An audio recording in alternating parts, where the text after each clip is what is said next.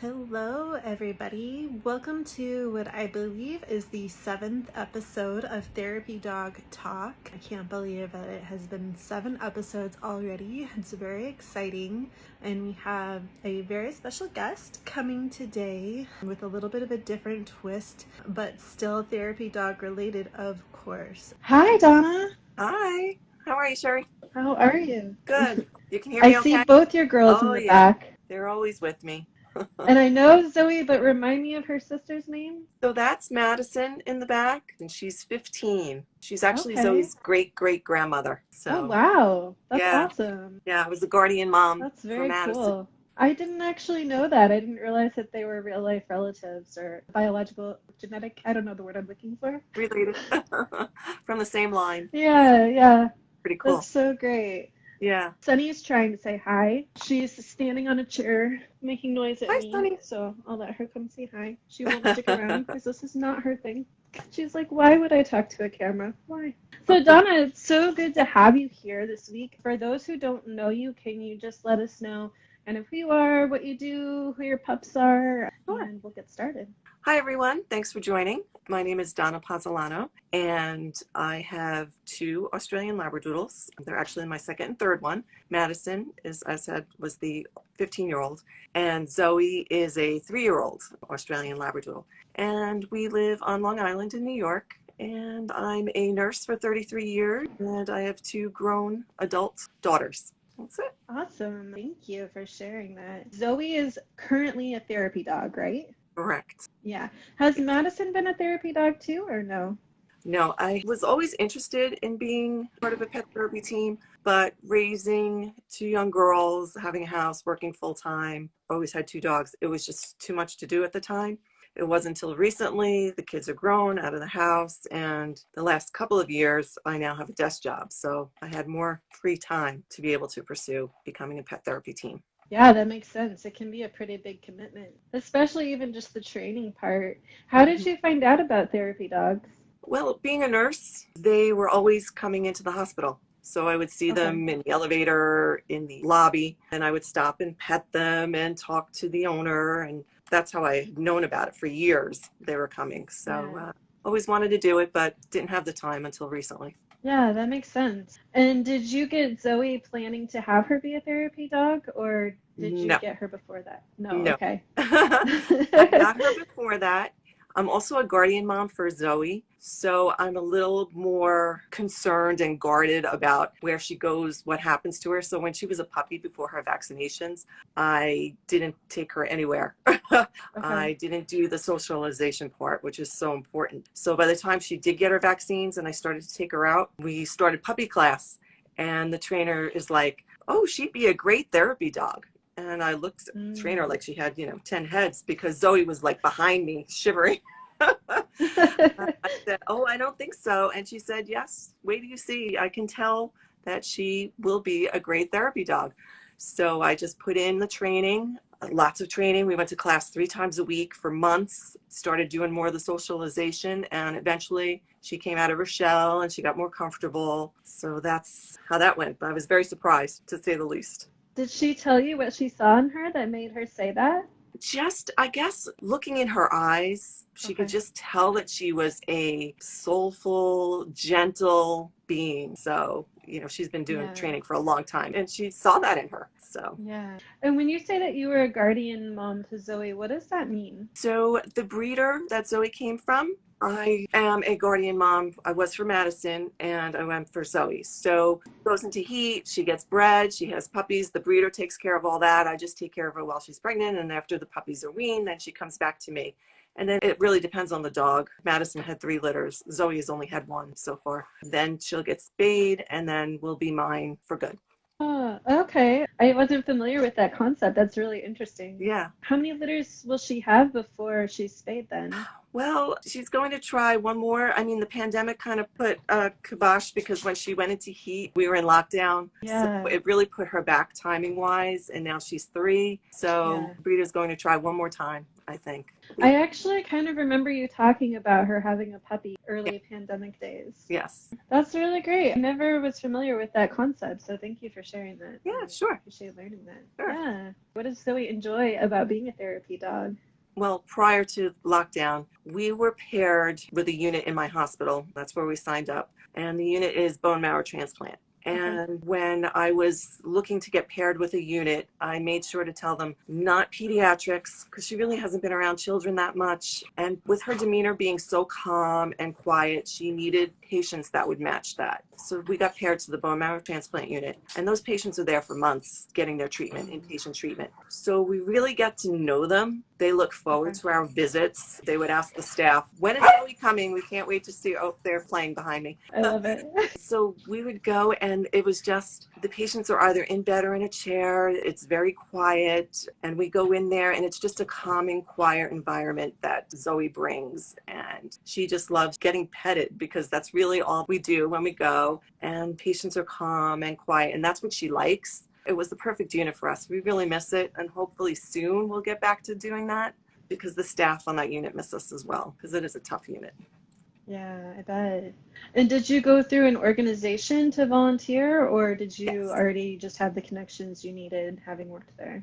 So we are certified with Love on a Leash. Okay. It was great because there's a local chapter right in my town. So it was very easy Okay. to go through the training there and get certified and all that. We do visits with our group. We'll go to nursing homes, assisted living, things like that. But with the hospital, they do have a pet therapy program, volunteer program. So it Okay. was already set up at the hospital. So I just went myself and said, I'd like to join. And I filled out all the paperwork and did what we needed to do. And that's how we joined my hospital.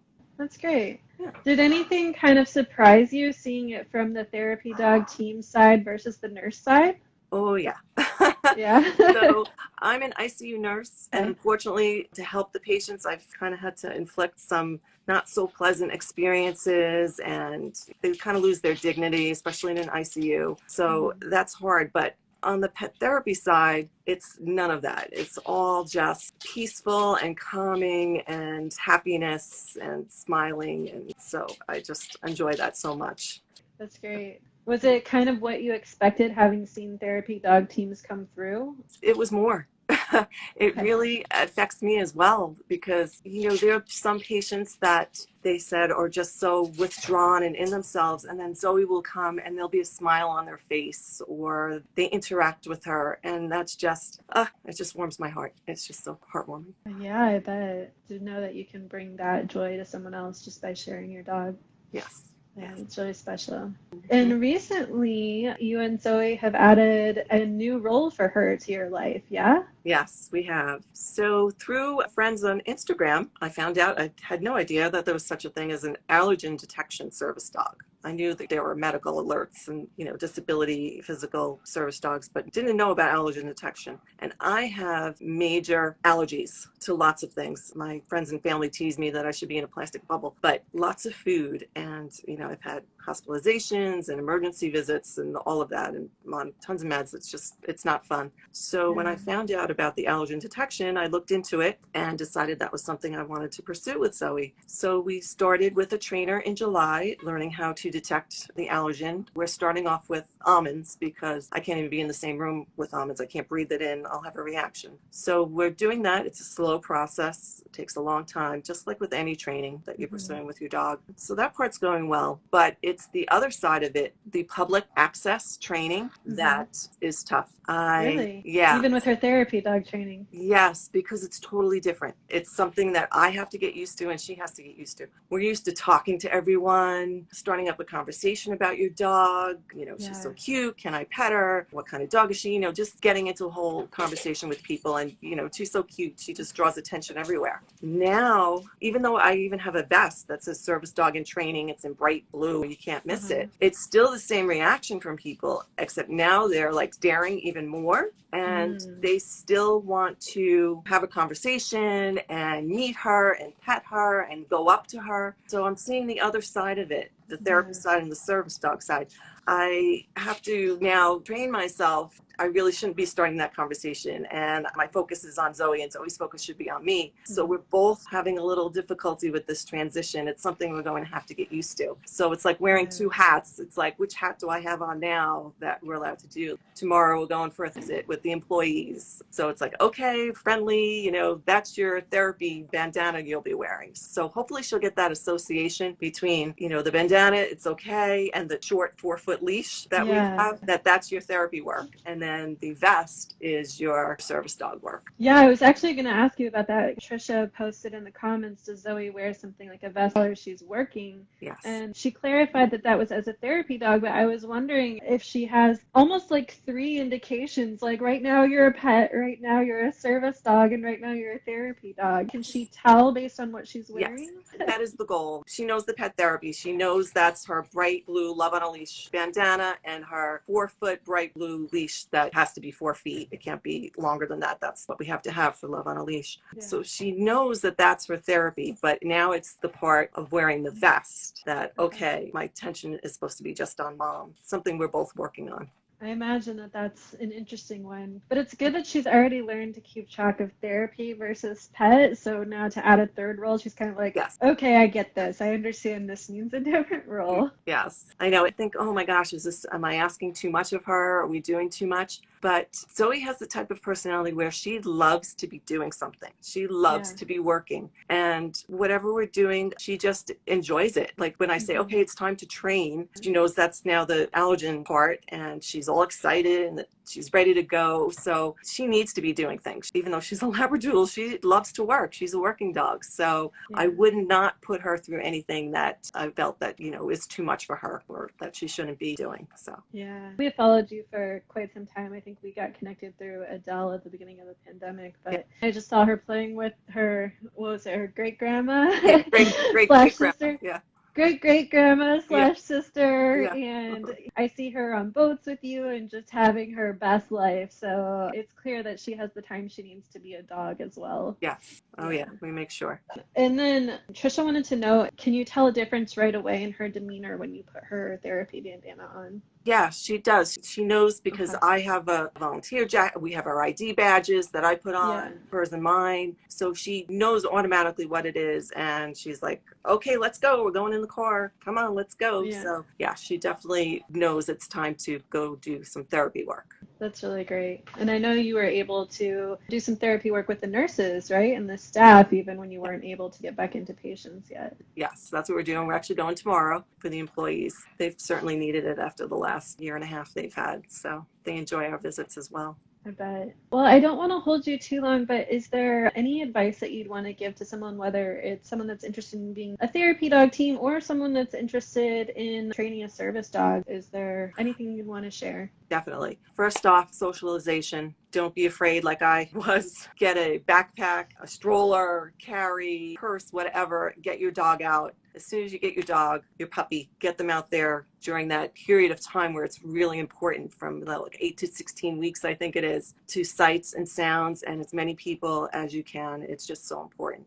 The other thing I want to stress is your dog can't speak, so you're the voice of your dog. You have to be the advocate for your dog. You never want to put them in a situation where they're stressed. You have to learn to read the signs of your dog and know when enough is enough, when to remove them from a certain situation. Like when we first started therapy work, she was young. She was like 15 months old. She got certified quickly. She's just so calm and sweet. And the visits were scheduled for an hour, but after like 30 minutes, I could tell that she was done. She was tired. It's very emotional for them as well. And it's mental, physical, and emotional for your dogs to do therapy work. So after 30 minutes, I'm like, she's done. I can tell she's had enough. It's time to step back. So you really have to be an advocate for your dog. And same thing with the service part. Now I have to pay attention. Like yesterday, we were out in town walking around and a little cockapoo came and started barking crazy in Zoe's space, and she backed away. And I have to learn to say, please remove your dog. They were not doing it. They were letting the dog come closer to her. So something I have to work on too.